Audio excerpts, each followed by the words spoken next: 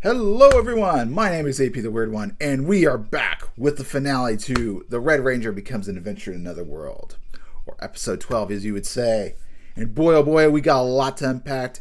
It is, there's a lot of expanded scenes, a lot of new information, but most importantly, we end on the curtail of chapter 14, about 99% of it, with about 2%, maybe about 1% of chapter 15, just a small bit at the very end. Nothing, a little, just to get you warmed up, a little spice to see where it's going. Some characters that'll be revealed later, sort of shtick. But yeah, in terms of episode, like I said, this was very faithful to the manga. There is one portion we'll talk about that's a little bit different, but overall, it is, it's very It's faithful to chapter 14. It's got a lot of good bonus scenes. But in terms of structure, how things are laid out, I think there might, some people could have a bit of a problem. In terms of, there's a lot of into the past. Essentially, about half the episode, or almost half of the episode, let's say about 9 minutes or so, was dedicated to some past character stuff. How Tsukasa, Kizuna, and Pink gets introduction. Then, following her introduction, we got the Kizuna Black, how that was created, which I do want to talk a little bit about. And then we move on to, we have a little bit of fighting, and we move on to basically Toga's first name, why he was named that. And then, of course, a little bit more fighting, and then we get the past scene with Kizuna Silver. We get a little bit of backstory about her. So there's a lot of backstory, but and you could say the pacing is a bit weird, but it does make sense, and it is faithful to the manga for the most part, except for the beginning. We get a little extra juiciness about Kizuna Pink, which let's discuss. So Kizuna Pink gets selected because she's a badass. A monster comes strolling in, which I want to show off. This kind of Christmas tree creature comes around. He's like, there's love in the air. He doesn't like it. And the Kizunas, the three main Kizunas are summoned: Kizuna Blue, Kizuna Yellow, and Kizuna Green. And seeing those color combination together was very striking. It was not seeing red and just seeing those three colors, especially the type of color, like type of yellow, the type of green, and type of blue is bit off-putting. It's a bit weird. I mean, not in a negative way, but it's just very strange.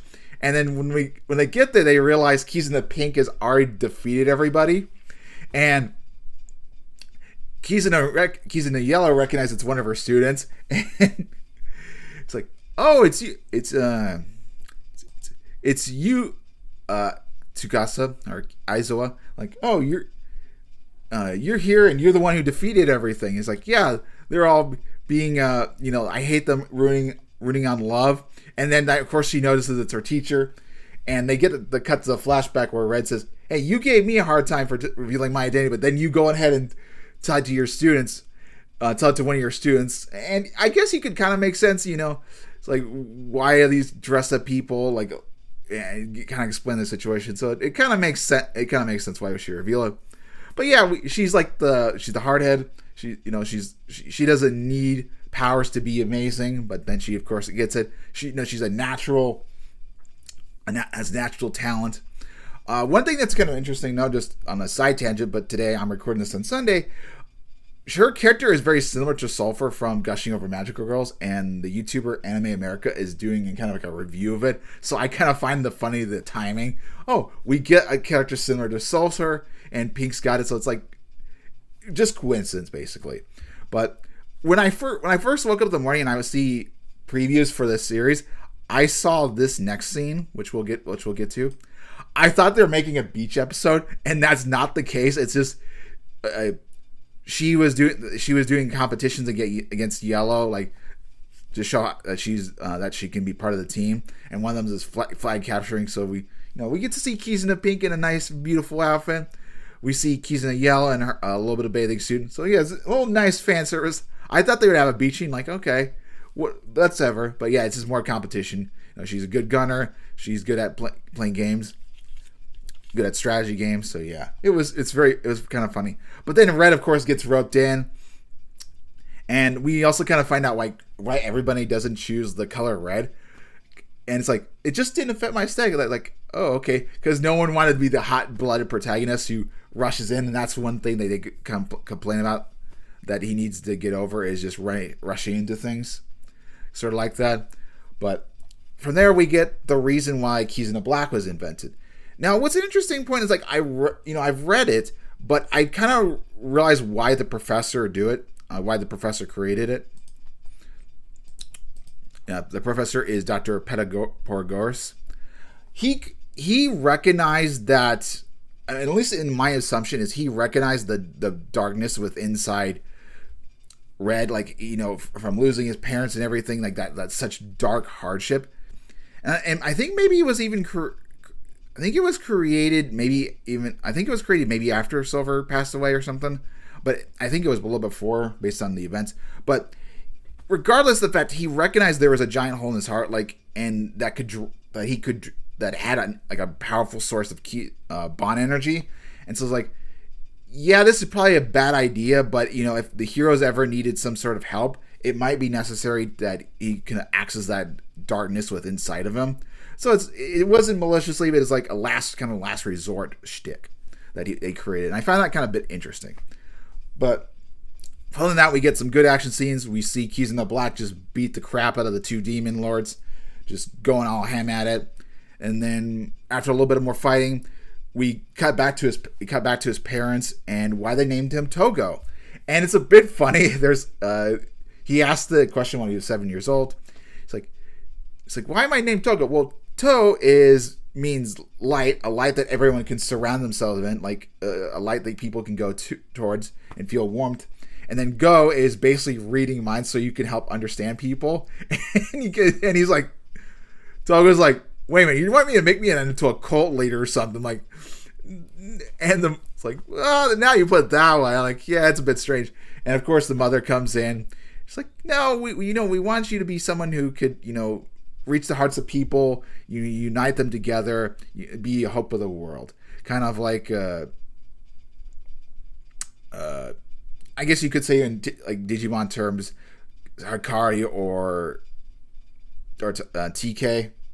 I forget Takaru, I guess. Not Takaru. That's the Japanese for it. Although I would say Hikari's more the example, I guess. She's kind of light of the world. So yeah. And then following that is like he mentions that, and it's like his parents are died. It's like, and the people are they're kind of talking about him behind his back. It's like we don't have the means to, like, other family members don't have the means to take care of him. Like they just be very negative, and you just get this scene that's from the manga, like the despair in his eyes and everything. I'm like, oh, they animated so beautifully. Like, oh my god, just the place that he's in and what he's feeling. And we, of course, get a little bit more action following that, and then we get the introduction of Silver. Now, the change that is brought about in the Silver is like, they meet Kizuna Silver, like, so you're going to be part of a new team. It's like, no, I foresee my death and everything, so no, I'm just going to help out in the background. And Kizuna Yellow mentions, like, after the exchange, like, Red, why haven't you been talking very much? And they notice he's blushing. It's like, oh, you have a type. You like big-breasted women who are tomboys. That's his flavor. That's what he likes. And in the manga, Yellow feels kind of insecure about herself. Let's see, we're bring that up right here. So yeah, Yellow kind of feels bad about herself, like, hey, because she doesn't have his biggest boobies. But yeah, so she feels a little insecure. But in the anime, she's like, she's all in on it. It's like, that's the type of women you like. So even despite Tsukasa being, like a powerhouse, she's very girly. So he likes the more less girly and more tomboyish, which I guess you could consider Yidra and then Rania to be of a similar class. They're both big booby, and they both kind of a bit of a tomboyish feel to them as well. So that's sort of his type. But he can obviously, Togo Kizuna Red, he wants her to join the team and kind of pushes forward, and she gets beat up and feels sorry for her.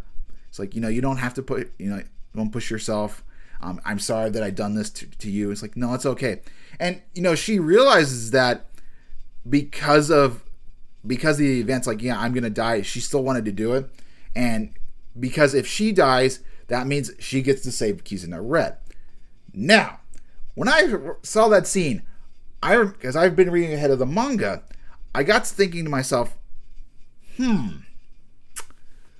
what if that is an allusion to something comes in the future in an interesting way? It's like, yeah, it's not like how she saves him is in a very weird, like a really roundabout way. And I don't want to spoil too much in the manga, but yeah, it's like, is that what she mean by saving him? Because in a weird sense, to kind of give a little bit of spoiler, basically he kind of needed to suffer this event in order to not suffer later. In a manner of speaking, you in a weird way, that's how it happens.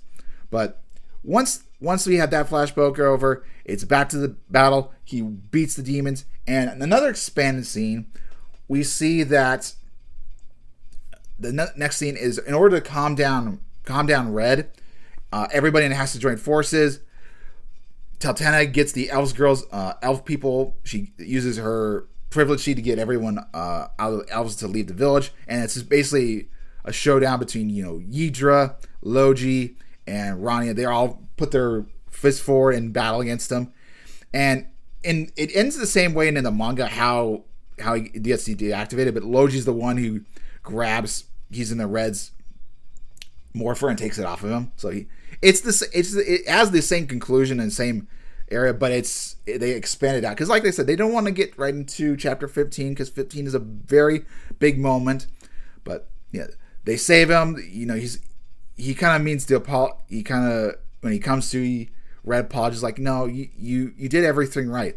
And Logi's like, my weakness, the reason I got her is because of my weakness, not because you did all this stuff to him. And it's like a good reflection. Tatana's about to give him shit, but it's like, no, I realized it was my weakness that I got hurt and everything. It's not your fault. Like, yeah, we're very thankful for you saving, because there's no way we could have beaten those demons in our current condition.